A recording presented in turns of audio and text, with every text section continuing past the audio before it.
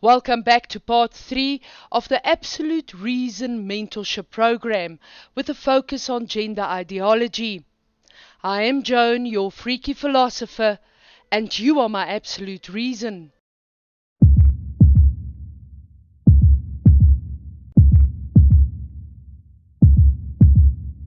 Once again, well done on managing your fears around the word occult. We will be digging into that a little bit more today. As a recap of part 1 and 2, we were using Abigail Schreier's Hillsdale College lecture on her book Irreversible Damage as the most complete relativity to give us an objective description of what is currently happening in the environment around the topic of gender ideology. In part 2, on the topic of the individual, I gave you a little bit of a better idea as to who I am, Joan, as an individual, and why I so closely relate to the topic of gender ideology.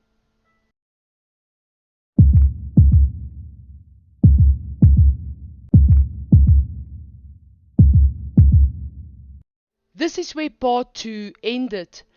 A description of who I am as an individual, and the reason why that came about is because I relate to one of the 3 categories highlighted by Abigail Schreier in her book Irreversible Damage, where she studies and observes the transgender phenomenon.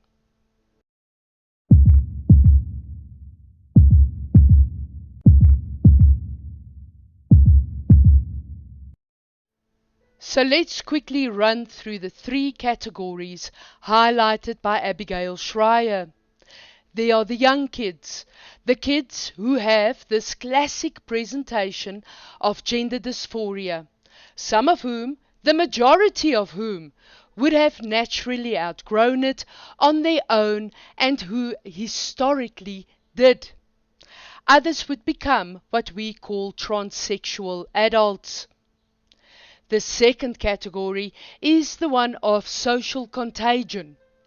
There is the social contagion currently spreading among adolescent girls, many of whom do not have typical gender dysphoria at all.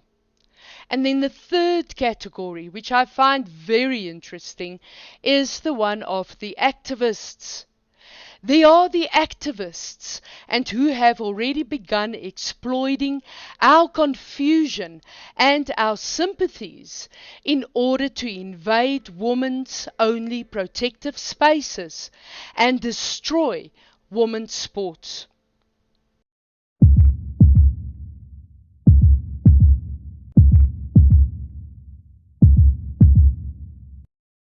Thanks to Abigail, we have a far better understanding of the environment relating to gender ideology. We have also gained a little bit of understanding around the individual by reflecting on my own personal life experience. Today, we will be observing the relationship between the individual and the environment.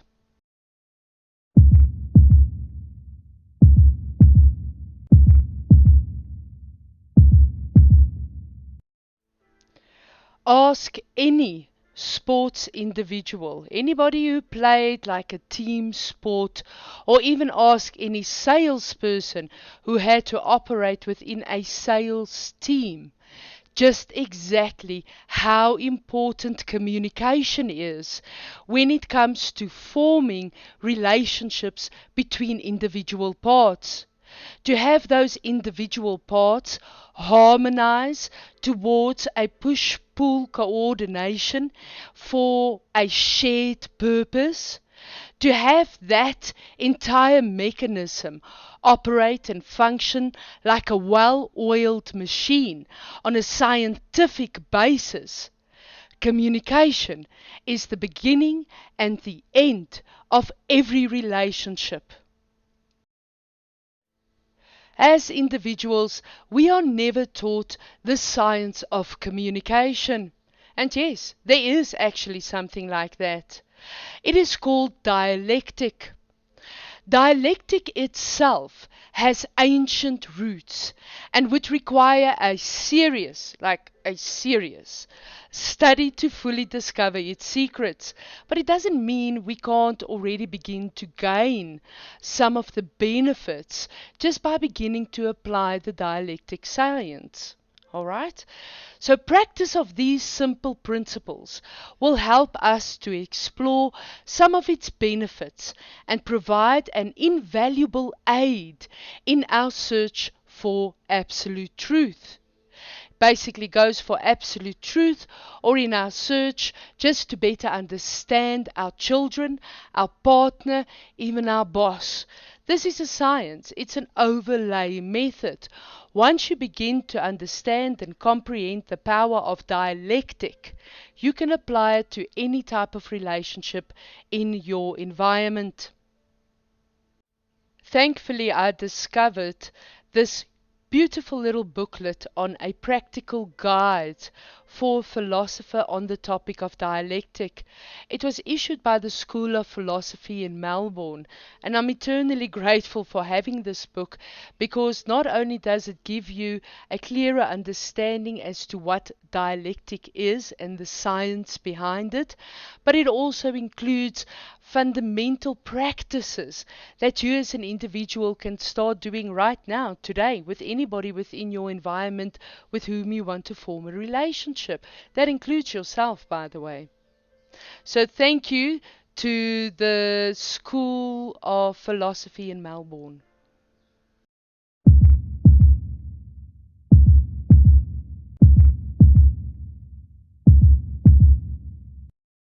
So let's look at the basic process flow of the push-pull technique of dialectic.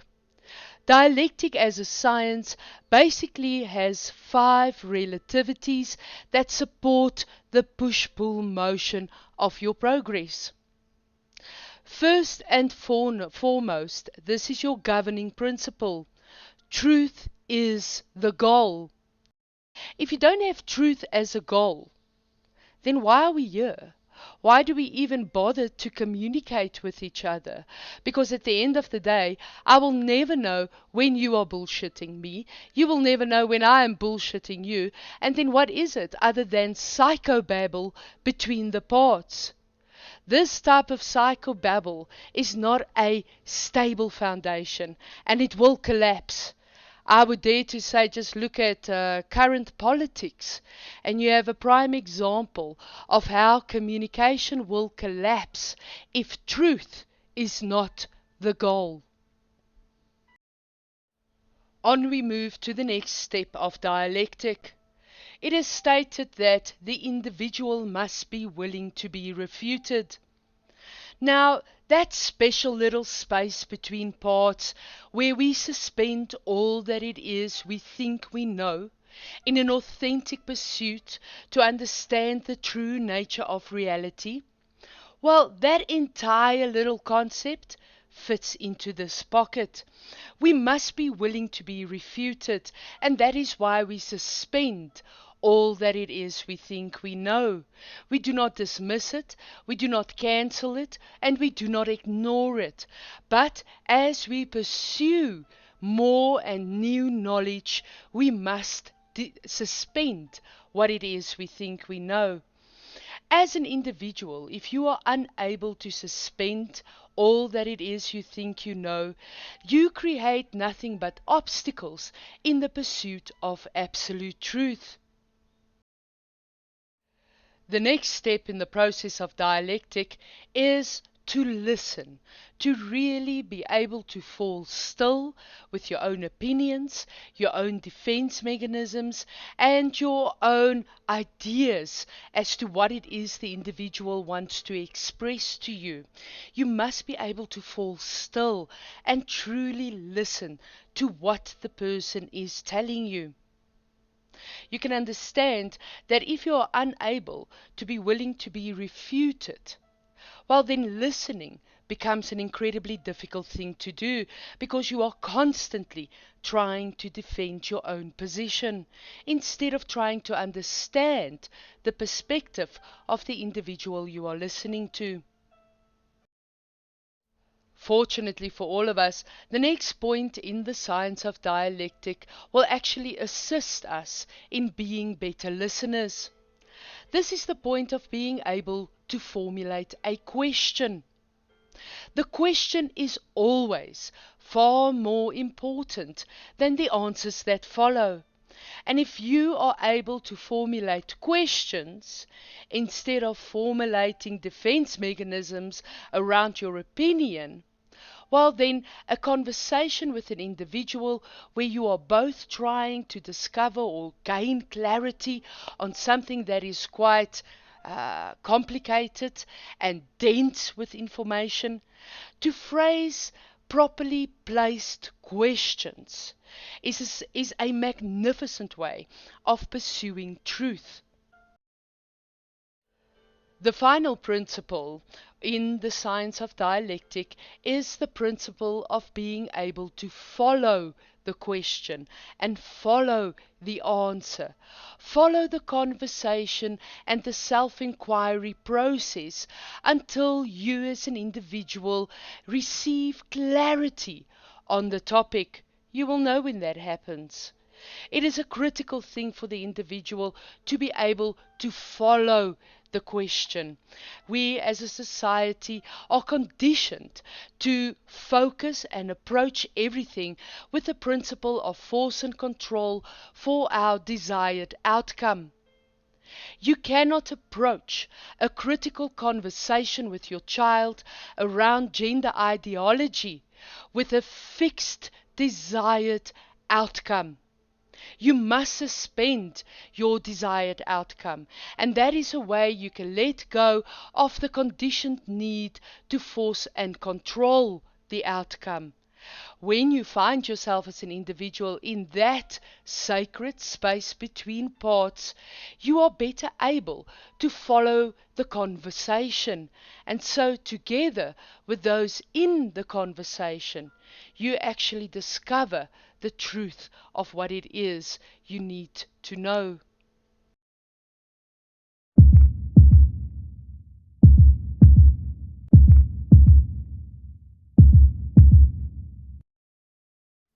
In the words of Plato, dialectic, then, as you will agree, is the coping stone of the sciences, and is set over them. No other science can be placed higher.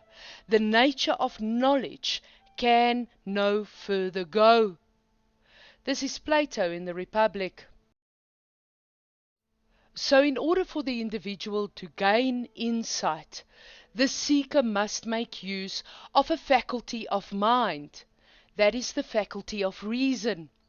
It is reason that allows the individual the capacity to recognize real from unreal. This capacity of reason is innate in all of us. But like any other tool, the skill needs to be developed in order for the individual to use it effectively. Absolute truth is not relative, and the notion of my truth is ridiculous, and it is a claim that does nothing but reveal the ignorant state of the individual uttering those words. I will end this session with another quote from Plato. In fact, I think it's only fitting that I end this session with a question from Plato. Open quote. For would not the investigation of one another's fancies and opinions, and the attempt to refute them, when each man insists that his own are right, be a tedious and blatant folly? Question mark. Close quote.